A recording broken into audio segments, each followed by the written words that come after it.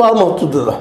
ಒಂದು ವೇಳೆ ಇವ್ರು ನಾಳೆ MP ನಿಂತು ಗೆಲ್ತಾರೋ ಸೋಲ್ತಾರೋ, ಅದಕ್ಕೆ ಗೆಲ್ಲೋದಕ್ಕೆ ಇವರು ಸದಸ್ಯರು ಕಾರಣೀಭೂತ ಆಗ್ತಾರೋ ಅಥವಾ ಅವ್ರು ಸೋಲೋದು ಕಾರಣೀಭೂತ ಆಗ್ತಾರೋ ಅದು ಹೇಳಿಕ್ಕೆ ಸಾಧ್ಯ ಇಲ್ಲ. ಯಾಕಂದ್ರೆ ಇಲ್ಲಿ ನಾವು ತಿಳ್ಕೊಬೇಕಲ್ಲ, ಯಾವ ದೊಡ್ಡ ಮರ ತನ್ನ ಕೆಳಗೆ ಇನ್ನೊಂದು ಸಣ್ಣ ಮರನ ಬೆಳೆಗೊಳ್ಳೋದಿಲ್ಲ. ಇದು ನಿಸರ್ಗದ ನಿಯಮ, ನಾವು ತಿಳ್ಕೊಬೇಕು ಇದನ್ನು.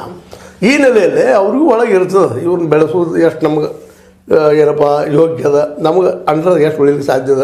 ಯಾಕಂದ್ರೆ ಈಗ ರಮೇಶ್ ಅವ್ರ ಜೊತೆಗೆ ಅವ್ರು ಟೆಕಪ್ ಅದ ನಿಮಗೆ ಗೊತ್ತದ. ಹೀಗಾಗಿ ಅವ್ರಿಗೆ ಆದಂಥದ್ದು ಅನುಭವ ನಮಗೂ ಆಗಬಾರ್ದು ಯಾಕಪ್ಪ.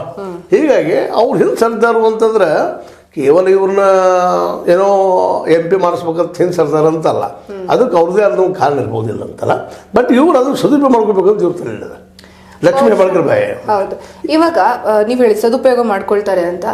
ಲಕ್ಷ್ಮೀ ಹೆಬ್ಬಾಳ್ಕರ್ ಅವರ ತಲೆ ಮೇಲೆ DK ಶಿ ಅವ್ರ ಕೈ ಇದೆ ಅಂತ ಹೇಳಿ, ಅಂದ್ರೆ ಅವ್ರ ಆಶೀರ್ವಾದ ಇದೆಯೋ ಅಥವಾ ಅವರ ಸಾಥ್ ಇದೆಯೋ ಅಂತಾನೋ, ಆ ಒಂದು ಕಾರಣಕ್ಕೆ ಅವರು ಹೆಚ್ಚಿನ ಒತ್ತಡ ಹಾಕ್ಬಹುದು. ಹಾಗಿದ್ರೆ ಅವರಿಗೆ ಕೊಡಬಹುದು ಇಲ್ಲಿ ಟಿಕೆಟ್ ಅನ್ನೋ. ಟಿಕೆಟ್ ಕೊಡುವುದು ಅಂತ ಅವ್ರು ಸಿಗ್ತದೆ, ಅದೇನು ಪ್ರಶ್ನೆ ಇಲ್ಲ. ಅವ್ರು ಬಿಡ್ಬೇಕಷ್ಟೇ, ಅದನ್ನ ತಗೊಳ್ಳೋ ಪ್ರಶ್ನೆ ಇಲ್ಲ ಈಗ.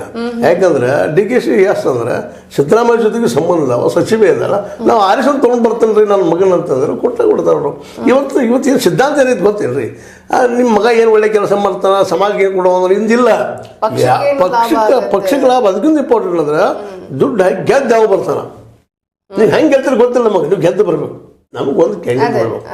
ಈ ಮನಸ್ಥಿತಿ ಐತಿ ಇವತ್ತು. ಹೀಗಾಗಿ ಅವ್ರಿಗೆ ಕನ್ವಿನ್ಸ್ ಮೇಲೆ ನಾ ಆರಿಸ್ ತಂದೆ ಬರ್ತಾನೆ ನಮ್ಮ ಮಗನ ಕನ್ವಿನ್ಸ್ ಮೇಲೆ ಕೊಡ್ತಾರೆ.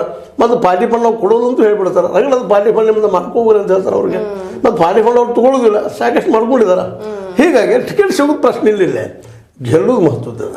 ಆ ನೆಲೆಯಲ್ಲಿ ವಿಚಾರ ಮಾಡ್ತಾ ಇದ್ದಾರೆ. ಯಾಕಂದ್ರೆ ಇವತ್ತು ಅವರು ಮನೆ ಉದ್ಯೋಗ ಮಾಡ್ಕೊಂಡಿದ್ದಾರೆ. ಲಕ್ಷ್ಮೀ ಹೆಬ್ಬಾಳ್ಕರ್ ಬಾಯಿ ಅವರು ಸಹಿತ ರಾಜಕೀಯ ಮನೆ ಉದ್ಯೋಗಪ್ಪ, ಇದು ನಾವು ಬಿಟ್ಟು ಕೊಡುವಾಗಿಲ್ಲ ಅನ್ನೋಂಗೆ ಮಾಡಿದ್ದಾರೆ. ಏನು ಸೋಚಿದಾರಿಲ್ಲ ಅಂತಲ್ಲ, MP ನಿಂತು ಇವತ್ತು ಅವರು ಅದರಲ್ಲೇ ಮಾಹಿರಾಗಿದ್ದಾರೆ. ಇದು ಗೆಲ್ಲೋದು ಹೆಂಗದಪ್ಪ ಅನ್ನೋದು, ಗೆಲ್ಲುವ ಟ್ಯಾಕ್ಟಿಕ್ಸ್ ಇವತ್ತು ಏನು ಬೇಕಪ್ಪ ಗೆಲ್ಲಕ್ಕೆ ಅವ್ರ ಕಡೆ ಅದ. ಹೆಂಗೆ ಜಾರಕಿಹೊಳಿ ಅವ್ರ ಕಡೆ ಅದನೋ ಹಂಗೆ ಅವರು ಮಾಡ್ಕೊಂಡಿದ್ದಾರೆ. ಅವ್ರ ಭಾಗದಲ್ಲಿ ಪ್ರಭಾವವಾಗಿದೆ. ಅಷ್ಟೆಲ್ಲ ಆಸ್ತಿಕವಾಗಿ ಬಂದಿರೋದಾರ. ಅವ್ರು ಪಾರ್ಟಿ ಫಂಡ್ ಬರಬೇಕಪ್ಪ, ಪಾರ್ಟಿ ಫಂಡ್ ಬಂದಾಗ ನಾ ಗೆಲ್ತೀನಿ ಅನ್ನೋಂಥದ್ದಿಲ್ಲ. ಈಗ ಕೆಲವೊಬ್ರು ಹೆಂಗಿರ್ತಾರಪ್ಪ ಅಂದ್ರೆ ಪಾರ್ಟಿ ಫಂಡ್ ಬಂದ್ರೆ ನಾ ಗೆಲ್ತೀನಿ ಅಂತ ಹೇಳ್ತಿರ್ತಾರೆ. ಇವ್ರದ್ದು ಹಂಗಿಲ್ಲ, ಪಾರ್ಟಿ ಫಂಡ್ ಬರಲಿ ಬಿಟ್ಟು ನಾವು ಬೇಕಾದ್ರೆ ಪಾರ್ಟಿ ಕೊಡ್ತೀವಿ ಇನ್ನೂ ಅಷ್ಟ. ನಮಗೆ ಸದೃಢ ಅದಾರ, ಅದು ಭಾಳ ಮಹತ್ವದ. ಹೀಗಾಗಿ ಅವರು ಇಲ್ಲಿ ಇನ್ನೊಂದೇನಪ್ಪ ಅಂದ್ರೆ ಇಲ್ಲಿ ಈ ಸಲ 5 ಸೀಟುಗಳು ಕಾಂಗ್ರೆಸ್ ಇದಾವೆ, 3 ಮಾತ್ರ BJP ಇದಾವೆ. ಇಲ್ಲಿ ಭಯ ಇರೋದು ಏನಪ್ಪ ಅಂದ್ರೆ ಇವೆರಡು ಕ್ಷೇತ್ರ